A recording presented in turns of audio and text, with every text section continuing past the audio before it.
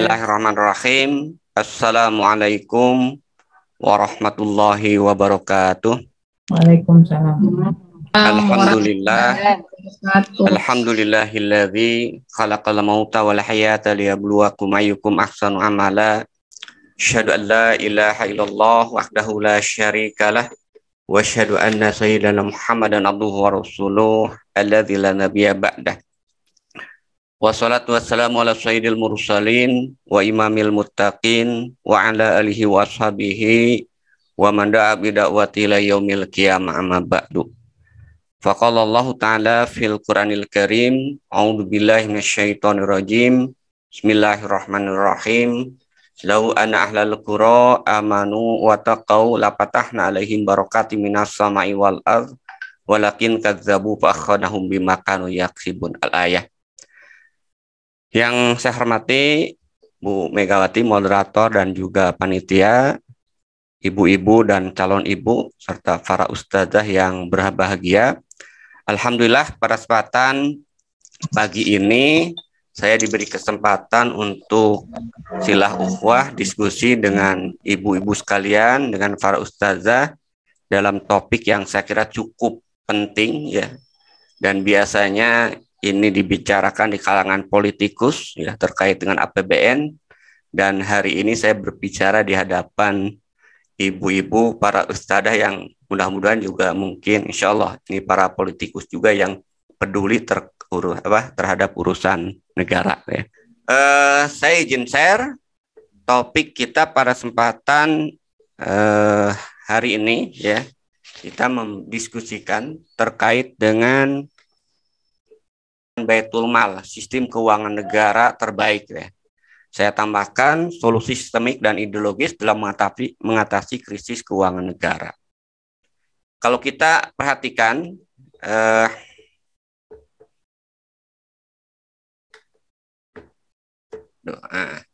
ada tiga saya kira topik inti yang akan kita diskusikan pada kesempatan pagi ini. Yang pertama kita akan melihat fakta APBN saat ini. Dua poin yang akan kita dalami. Yang pertama, kenapa APBN berbasis pajak dan utang, atau dalam bahasa yang lebih luasnya lagi terjerat utang dan pajak. Nah, kemudian yang kedua, di poin ini kita akan membahas kenapa sih kok bisa Indonesia sebagai negara yang kaya, negara yang subur makmur, bahkan dalam bahasa plus itu tongkat pun bisa berbuah gitu kan. Itu kok mengandalkan APBN-nya dari pajak dan utang. Nah, poin yang kedua, ini pembahasan intinya yaitu terkait dengan Baitul Mal, sistem keuangan negara yang terbaik. Ada dua poin mungkin yang akan kita diskusikan. Yang pertama terkait dengan pengertian Baitul Mal, dan yang kedua komponen-komponen yang ada di Baitul Mal. Dan terakhir ini adalah kita mendiskusikan bagaimana langkah mewujudkan Baitul Mal yang ideal tersebut. Kita lihat poin pertama, 2014 saya diwawancarai oleh majalah Al-Wa'i ya. Dan pada saat itu sudah saya katakan APBN Indonesia itu makin kapitalis dan menindas rakyat. Dan ternyata hari ini bukan membaik gitu kan. 2021 itu lebih parah dibandingkan dengan tahun-tahun sebelumnya, terutama 2014 ketika saya diwawancara. Nah, apa data yang bisa kita lihat dari APBN 2021 ya? Kita lihat postur APBN 2021 cukup genuk gitu ya. Belanjanya itu totalnya itu 2.750 triliun. Dari 2.750 triliun ini kalau kita lihat itu didapatkan dengan pendapatan pajak dan non pajak. Pajaknya itu 1.444 triliun, yang cukup fantastis saya kira. Kemudian pendapatan non pajak itu 298 triliun. Dan nah ini yang ketiga yang cukup dominan juga, bahasanya pembiayaan. Jadi halus bahasanya itu pembiayaan, padahal faktanya utang gitu kan. Jadi utang tahun 2021 itu bertambah 1.006 triliun ya. Jadi kita bisa lihat di sini kan postur APBN 2021 itu ya andalannya dua itu kan. Yang pertama pajak dan yang kedua utang. Nah, kita bisa lihat ini pertumbuhan pajak. Jadi pajak dari tahun ke tahun, ini selama 5 tahun terakhir saya kumpulkan, pajak selalu meningkat ya. Tahun 2020 bahkan cukup tinggi, mungkin 2021 karena krisis ya. Pajak itu kemudian agak turun deh kan. Tadi 1.400 triliun.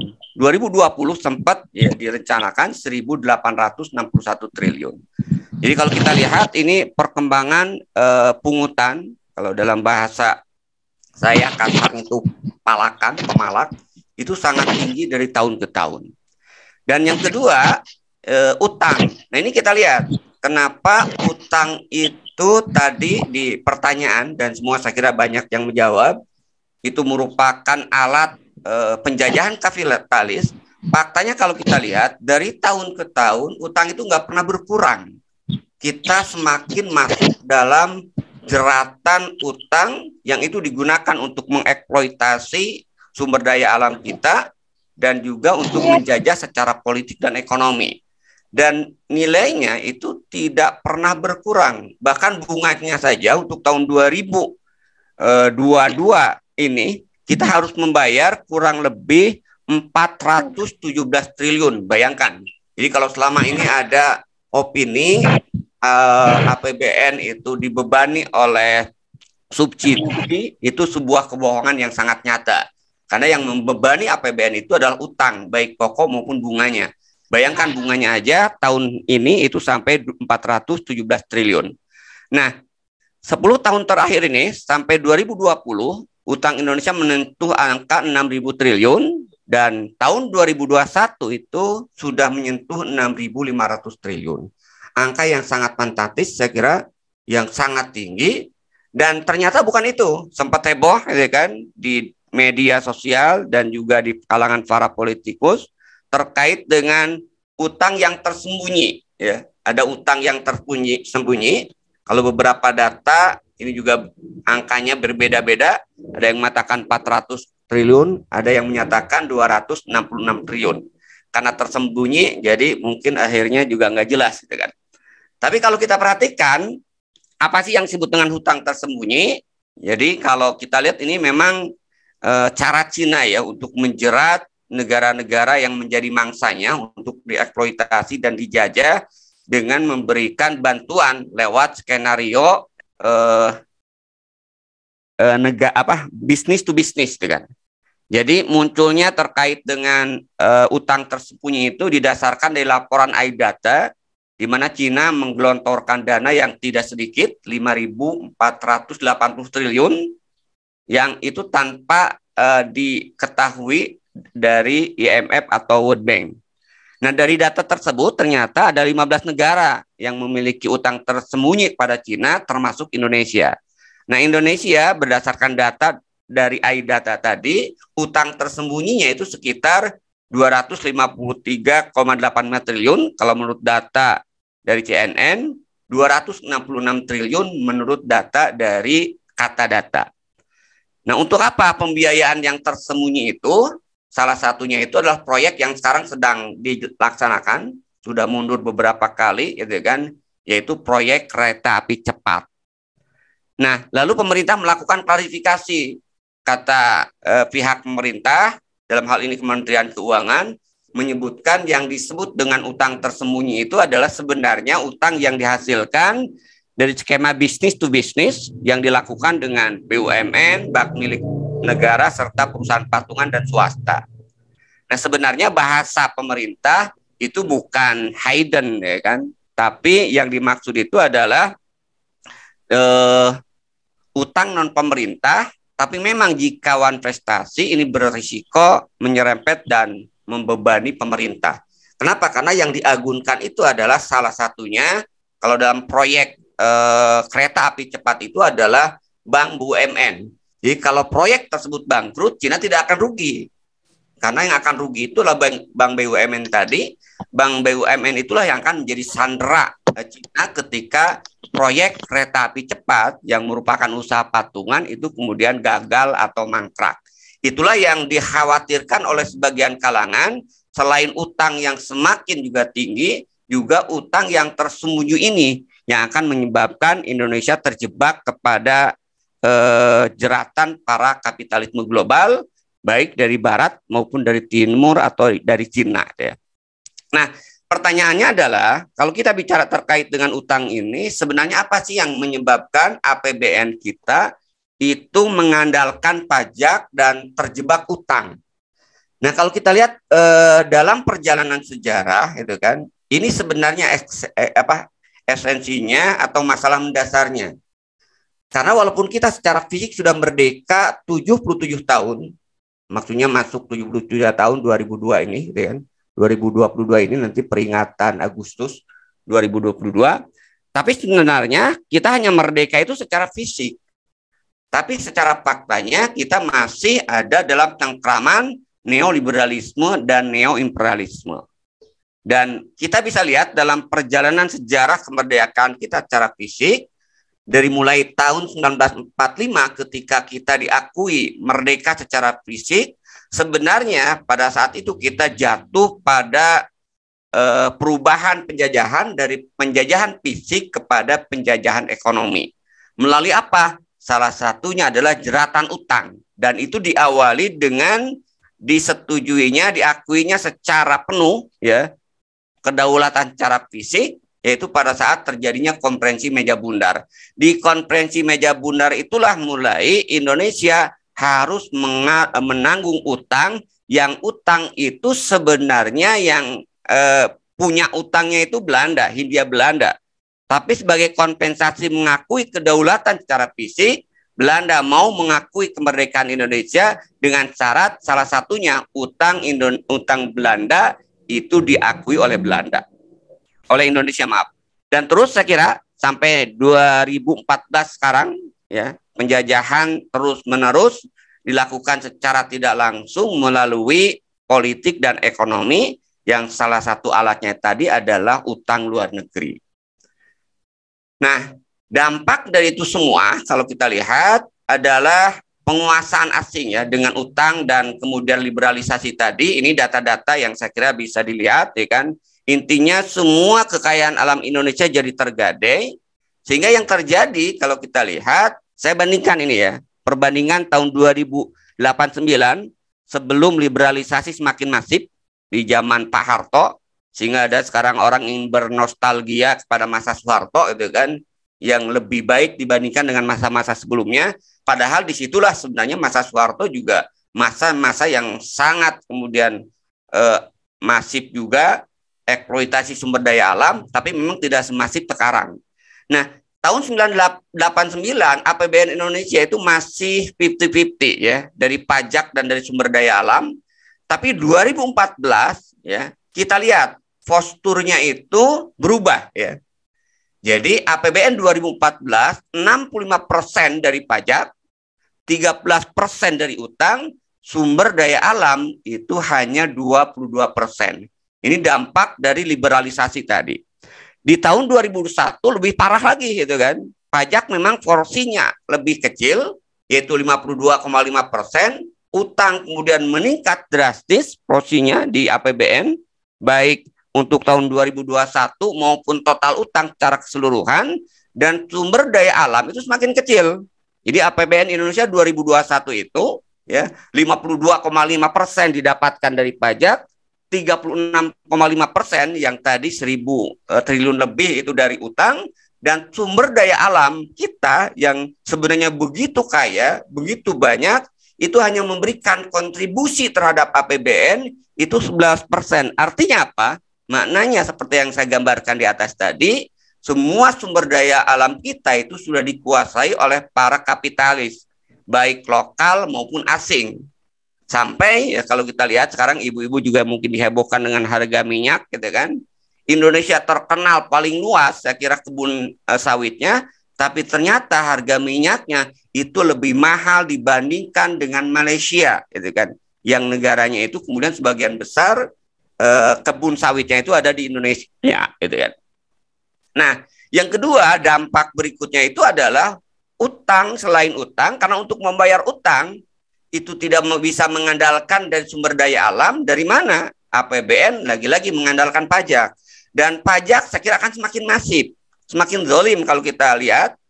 Ini diperkuat dengan undang-undang harmonisasi perpajakan. Ada 4 poin yang ingin saya kritisi. Misalnya, pertama nanti semua, ya, bukan hanya pengusaha, ibu-ibu, bahkan mungkin ya anak yang sudah dewasa punya KTP, itu langsung dia akan menjadi wajib pajak. Kenapa? Karena undang-undang harmonisasi perpajakan meniscayakan NIK itu jadi NPWP. Sempat heboh sembako kemudian dikenakan pajak, kemudian ditolak, tapi faktanya memang ada, ya. Kemudian juga 2021 ini mulai, ya, 2022 maaf, PPN naik, yang sebelumnya 10% itu 11%, dan nanti akan ada kenaikan secara reguler. Dan yang lebih parah juga, yang selama ini lembaga pendidikan itu bebas pajak, mulai 2022 dengan undang-undang harmonisasi perpajakan ini juga akan kena pajak. Jadi yang tidak bisa dihindari kita di dunia ini, gitu kan, termasuk di Indonesia, 2, ya. Yang pertama kematian, dan yang kedua pajak, gitu kan. Sehingga apapun nanti akan dikenakan pajak, gitu kan. Itu saya kira fakta yang pertama, gitu kan. Karena sudah kita jelas pahami bersama, itu adalah sebuah fakta yang sangat zalim, ya, terkait dengan APBN ini, ya, semakin kapitalis dan menindas rakyat. Tentu kita nggak boleh biarkan. Kita orang yang sadar, orang yang waras, ini para intelektual muslimah ini yang hadir di sini, tentu kita berharap bahwa kapitalisme, neoliberalisme itu kemudian kita hentikan. Dalam konteks APBN berarti kita harus menghentikan cara-cara kapitalis dalam mengelola keuangan negara. Bagaimana solusinya? Ya tentu di awal sudah kita sampaikan, ada sistem keuangan yang terbaik yang sudah pernah dilaksanakan kurang lebih 14 abad lamanya dulu di masa Rasulullah, dilanjutkan oleh para khulafaur rasyidin dan khalifah-khalifah setelahnya, yang dikenal dengan Baitul Mal. Cuman sayang, pemahaman terhadap Baitul Mal ini di masyarakat kita itu sangat minim. Baitul Mal itu identik dengan koperasi syariah. Nah, ini juga harus kita sampaikan ke umat. Hari ini ketika bicara Baitul Mal itu identik dengan BMT, gitu kan. Padahal kalau kita bicara tentang Baitul Mal, sebenarnya dalam konsep Islam, Baitul Mal itu adalah APBN syariah. APBN yang mengatur pendapatan dan belanja negara, ya. Bukan mengatur keuangan koperasi, gitu kan, yang ya sangat ecek-ecek. Tapi didistorsi sedemikian rupa sehingga hari ini Baitul Mal itu yaitu hanya sebagai lembaga yang selevel kecamatan, koperasi, gitu ya. Nah, kita harus kembalikan makna dari Baitul Mal ini sebagai bentuk sistem keuangan negara yang pernah terbukti mampu mensejahterakan umat manusia, bukan hanya muslim tapi juga non-muslim. Nah, apa sih yang kita bahas ketika kita berbicara tentang APBN syariah? Kalau kita bicara tentang APBN syariah, tentu tidak bisa dilepaskan dari sistem ekonomi Islam, sistem ekonomi syariah. Kenapa? Karena APBN itu bagian dari sistem ekonomi. Nah, karena itu saya bahas sedikit. Jadi, APBN syariah itu muncul dari sistem ekonomi Islam, di mana kalau kita pahami bersama, sistem ekonomi Islam memiliki sudut pandang yang khas yang berbeda dengan kapitalis, di mana seluruh harta kekayaan itu memberikan kontribusi besar terhadap Baitul Mal dengan dibaginya 3 kepemilikan, ya. Nah, karena itu kalau kita lihat, Bapak, Ibu sekalian, para intelektual, ya, Bapak Ibu dosen yang saya hormati, gitu kan, ini sistem ekonomi Islam, ya kan. Jadi kalau kita lihat 3 sektor ekonomi, ya, sektor individu, sektor kepemilikan umum, sektor negara, itu memberikan kontribusi terhadap APBN. Nah, kalau hari ini kita lihat, sektor yang terbesar dalam APBN kapitalis ya tadi, kebanyakan itu adalah utang dan pajak, gitu kan. Sementara sektor-sektor milik umum justru serang yang dinikmati oleh para kapitalis. Nah, dari sistem ekonomi Islam ini turunannya itu adalah politik ekonomi, ya. Politik ekonomi sebagai sarana untuk mewujudkan tujuan sistem ekonomi.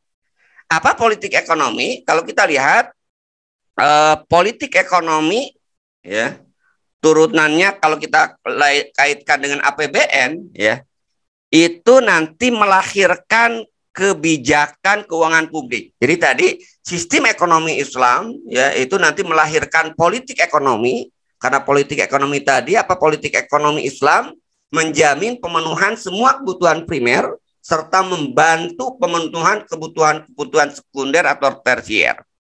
Nah, dari politik ekonomi Islam ini yaitu menjamin pemenuhan semua kebutuhan primer, sandang, pangan, papan, pendidikan, kesehatan, dan keamanan bagi masyarakat, bagi rakyat, maka melahirkan kebijakan keuangan publik dalam Islam. Kalau kita bicara tentang kebijakan keuangan publik, itu berbicara dua sisi. Pertama berbicara tentang pendapatan negara, dan yang kedua berbicara terkait dengan kebijakan belanja negara, gitu kan. Nah, menarik seperti yang pernah saya sampaikan tadi, ya. Saya kebetulan basicnya itu ngajar di ekonomi Islam, sekarang lebih banyak di ekonomi Islam dan keuangan Islam. Dan sebenarnya kalau kita lihat hari ini intelektual Muslim atau para ekonom Muslim itu sudah mulai jengah dengan pengembangan ekonomi Islam yang hanya berbasis lembaga keuangan saja, gitu kan. Kenapa? Karena ternyata pengalaman lembaga keuangan syariah itu ternyata tidak mampu mendongkrak tujuan sistem ekonomi mensejahterakan masyarakat. Tetap aja kemiskinan tinggi itu kan. Padahal ya ekonomi Islam, ekonomi syariah itu kemudian sudah mulai marak. Nah, muncul dalam beberapa pertemuan terakhir yaitu di kalangan para intelektual Muslim ada yang salah pembahasan terkait dengan ekonomi Islam. Mereka mulai menyadari ternyata ekonomi Islam yang mereka bahas itu hanya seputar keuangan privat, yaitu apa? Bank dan lembaga keuangan. Mereka sekarang mengarah untuk membahas keuangan publik. Nah, cuman sayang lagi-lagi, pemahaman terhadap keuangan publik itu bukan dalam perspektif APBN. Padahal kalau dalam fakta sistem akuntansi kapitalis, saya pernah ngajar ekonomi akuntansi kapitalis juga, yang disebut dengan keuangan publik itu APBN. Tapi yang sekarang disodorkan justru ketika bicara tentang keuangan publik Islam, lagi-lagi terjadi distorsi yang hanya dibahas semata-mata zakat, infak, sodako. Bagaimana optimalisasi zakat, infak, sodako untuk apa? Untuk mengentaskan kemiskinan. Jadi menyimpang lagi gitu kan pemahaman keuangan publiknya. Padahal kalau kita bicara tentang keuangan publik dalam perspektif kapitalis, itu bicara terkait dengan APBN. Nah, harusnya kalau kita ingin mengembalikan keuangan publik syariah yang benar, berarti keuangan publik yang membahas terkait dengan pendapatan dan belanja negara. Inilah politik ekonomi Islam dalam bentuk kebijakan keuangan publik tadi ya, yang tepat atau yang benarnya. Nah, dari situ kemudian kita bisa melihat dari dua, berarti ada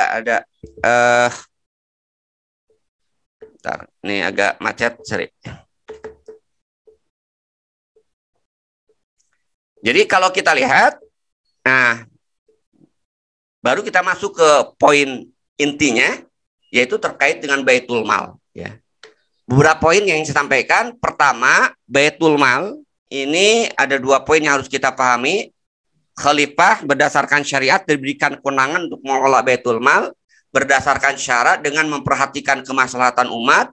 Khalifah sebagai kepala negara itu tidak wajib membuat anggaran tahunan dan tidak perlu meminta persetujuan majelis umat dalam penyusunan dan penggunaan anggaran. Kenapa? Karena yang mendalikannya, yang mengaturnya itu syariat, bukan kesepakatan manusia. Kemudian yang kedua, terkait dengan Baitul Mal ini yang harus kemudian dipahami, saya pernah mendapat pertanyaan dan kritikan dari tokoh ekonomi Muslim juga ketika menyampaikan ini, terutama di pembahasan tentang sentralisasi. Dia bilang gitu ya, wah kalau sentralisasi nanti bahaya, kita kembali lagi seperti zaman Orde Baru gitu kan. Nah, padahal kalau kita lihat konsep Baitul Mal yang dalam Islam, sentralisasi itu dalam kebijakan, sementara dalam pengelolaan itu desentralisasi.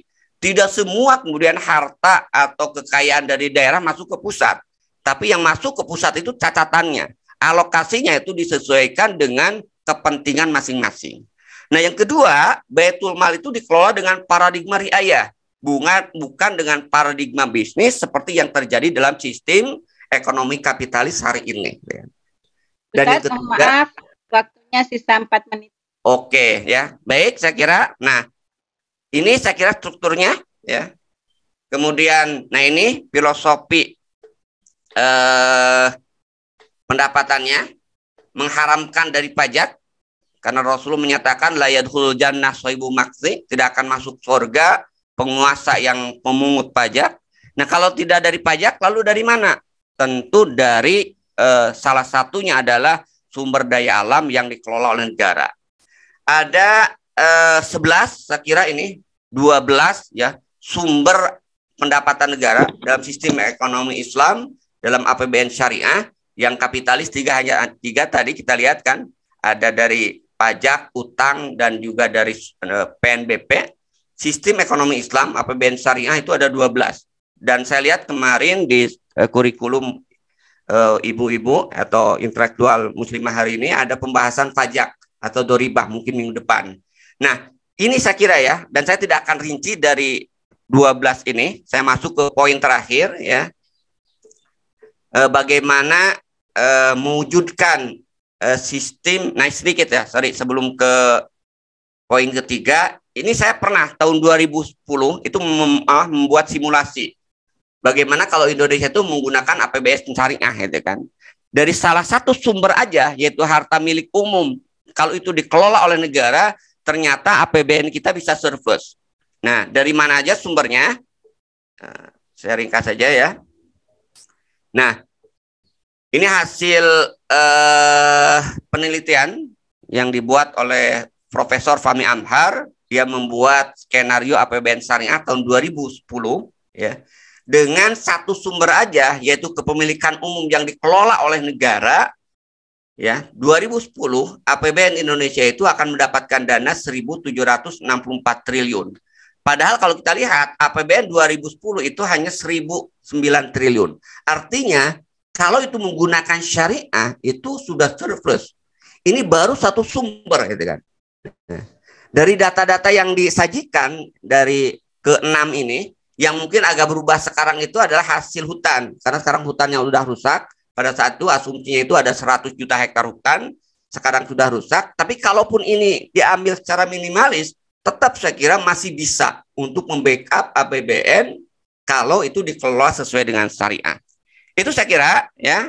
Baik, terakhir ya terkait dengan metode ya. Nah, lalu bagaimana mewujudkan kembali APBN yang syariah, yang pro umat ya, yang berbasis rakyat? Dua hal yang saya kira harus kita pahamkan. Baitul Mal merupakan bagian dari sistem ekonomi Islam, dan sistem ekonomi Islam merupakan bagian atau subsistem dari sistem Islam yang lainnya. Karena itu kalau kita bicara mengembalikan sistem ekonomi Islam, mengembalikan APBN atau Baitul Mal yang konsep Islam, maka hanya bisa dilakukan atau metodenya tidak lain adalah dengan mengembalikan penerapkan syariat Islam secara kafah. Nah, bagaimana metodenya? Kalau kita lihat di kita ya, di benak umat itu masih minimal ada dua metode ya. Yang pertama jalan parlemen, ini sudah mudah kita saksikan. Tapi sampai hari ini kita menyaksikan bukan semakin dekat tegaknya syariah, justru sistem demokrasi, perjuangan melalui parlemen semakin menjauhkan umat ini dari syariat. Nah, karena itu kalau saya lihat ada jalan yang kedua yang harus kemudian kita. Emang ari error mah mending eta da. Ari ibu teh. Oke. Berapa menit lagi, Bu? 1 menit lagi ya. Saya minta waktu. Ya, Bu, ya Ustaz, silakan ya. Selesai. Nah, yang kedua itu jalan umat ya. Karena kalau kita lihat jalan parlemen, faktanya hari ini kita lihat kita bukan semakin dekat pada syariat, justru semakin terkooptasi dengan para kapitalis sehingga muncul oligarki kekuasaan yang dengan mudah mereka membuat kebijakan-kebijakan yang semakin menyengsarakan rakyat. Nah, karena itu menurut saya kita harus mencari jalan alternatif, bukan hanya jalan parlemen, dan inilah jalan juga yang dicontohkan oleh Rasulullah, yaitu dengan jalan umat yang kita kenal thoriqohnya itu dengan tolabun nusroh. Bagaimana mekanismenya? Ini secara singkatnya, mekanisme perjuangan untuk mengembalikan sistem ekonomi Islam sehingga APBN syariah Baitul Mal bisa terwujud, maka saya kira aktivitas utama yang harus kita lakukan tidak lain melakukan edukasi. Edukasi kepada siapa? Edukasi kepada rakyat tadi untuk menyampaikan poin-poin yang kita bahas hari ini, misalnya bagaimana Islam mengatur terkait dengan APBN, tapi tidak cukup juga hanya kepada rakyat.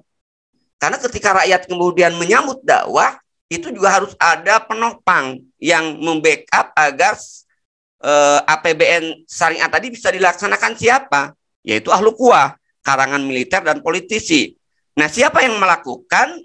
Inilah kelompok dakwah ini.